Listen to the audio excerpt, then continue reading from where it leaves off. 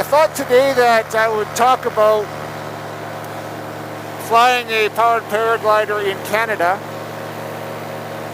some of the requirements, kind of what the training is like. I've had a lot of people asking questions and comments on what the process is and how a person gets involved and what's a realistic time expectation of what it takes to actually become a licensed pilot. So when you decide to get into powered paragliding, specifically in Canada, it is different than other countries, like the United States, where you do not need a license to fly down there. But here in Canada, it is regulated under Transport Canada. And so that means that you have to have basically it's an ultralight pilot's license, but it is restricted to powered paragliding. So it sounds more daunting than what it really is. So I don't want people to get too concerned about that, because if you truly want to fly, this is by far the most rewarding and the easiest type of aviation to get into. I'd say part of the first step then is to find a qualified instructor. You don't want to do this without getting proper training. It's not like some other things where you could watch a few instructional videos and then just go out and do it by trial and error. I know there's a lot of guys that do that. I wouldn't recommend it. This is something where you want somebody who's got some experience, and he or she is going to take the time to walk you through the steps so you know what you're doing and you feel comfortable doing it. The one unfortunate thing about instruction in Canada is unfortunately not too many instructors, especially in Western Canada. I think there is a few more out in Eastern Canada, but in the West, there is, I don't know, maybe 2 or 3 in all of Western Canada. So that is perhaps one of the biggest challenges and limitations, I think, why people are not getting into it as much as they could be. So in Alberta, the only trainer here is Wayne Mitchler, who I train under. Thank you, Wade. Very experienced, skilled pilot. He's based in Wetaskiwin in Alberta. So those of us who live in the southern part of the province, it's a bit of a drive, and I did find it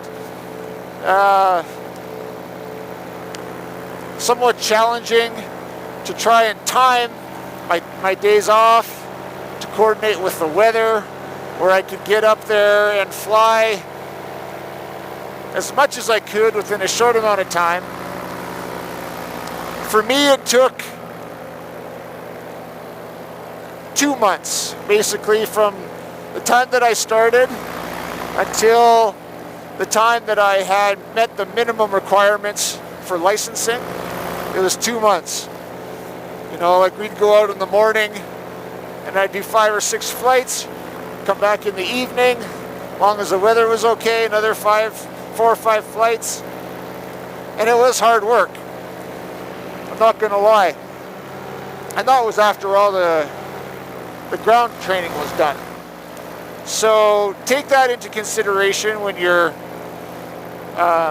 planning your training, how you're going to approach it.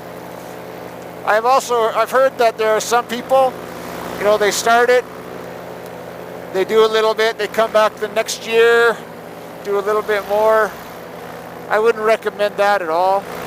I would suggest that if you're going to do it, commit it to doing it and put in as much time and hard work as you can in a small amount of space, a small amount of time, so that you can really focus and and progress your skills more quickly. I think if you space it out, it's kind of like you got to learn all over again. It's like, you know, it's a diminishing skill, and if you don't practice it, don't do it, then it's kind of like starting over, and you got to go back to the basics and then build up again. Shorter than most, but 2 months to get your requirements in. Those requirements are you need a minimum of 5 hours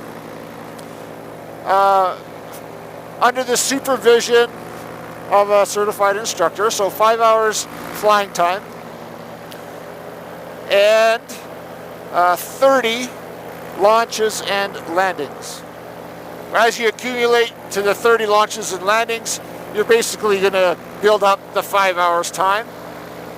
That's a minimum. You know, I think some people may need more than that just to build on your confidence and feel comfortable in what you're doing. But that's what the minimum is. And then so once you get those 5 hours, 30 launches and landings, then what your instructor drafts a letter for Transport Canada saying that you meet the minimum qualifications for you to get your license. And then you take a written test for your ultralight pilot's license.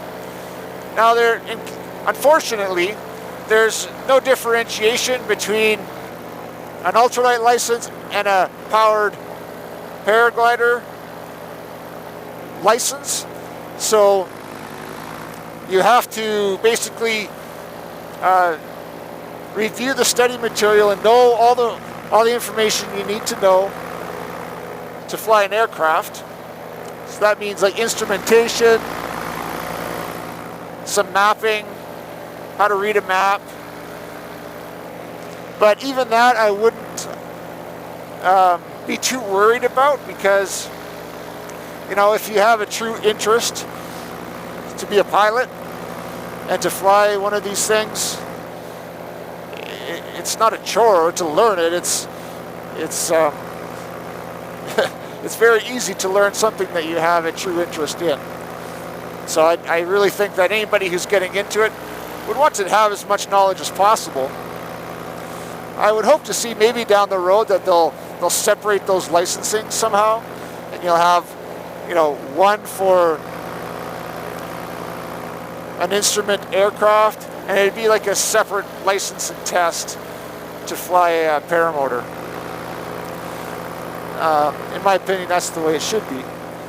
Anyway, so you go in, write your test. Test really isn't that hard. Don't get too stressed out about it. Write your test, and then you're licensed to fly. So now you're licensed.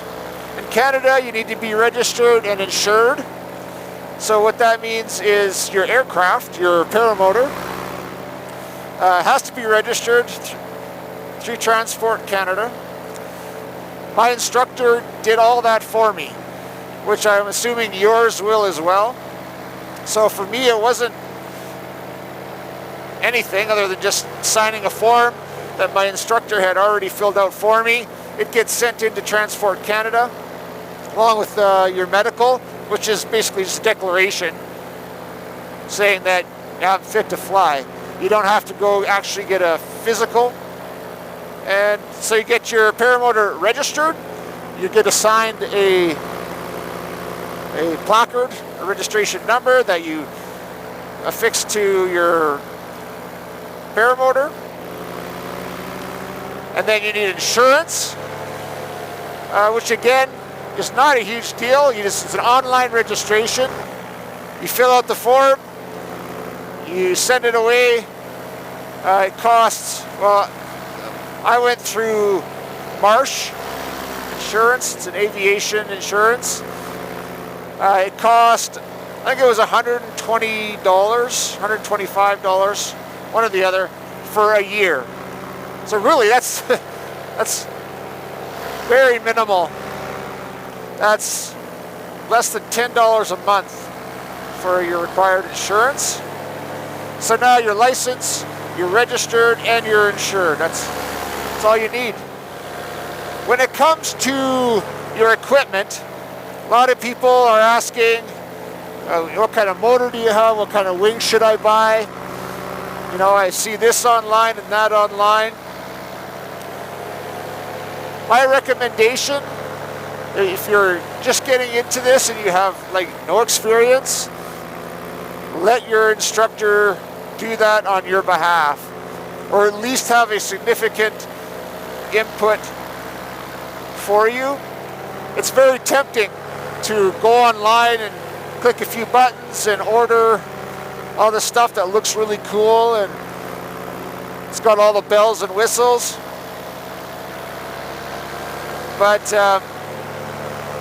you know, at least for me, I knew nothing about paragliding. I had never done anything like this before.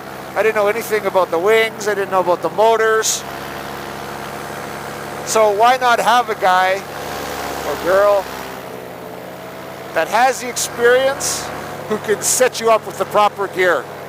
Start off with a nice beginner wing. Get a motor that is dependable, reputable, and that is going to be way better for you in the long run, because it is a huge investment. Well, not huge, but it's an investment. And so I would say, why not pay for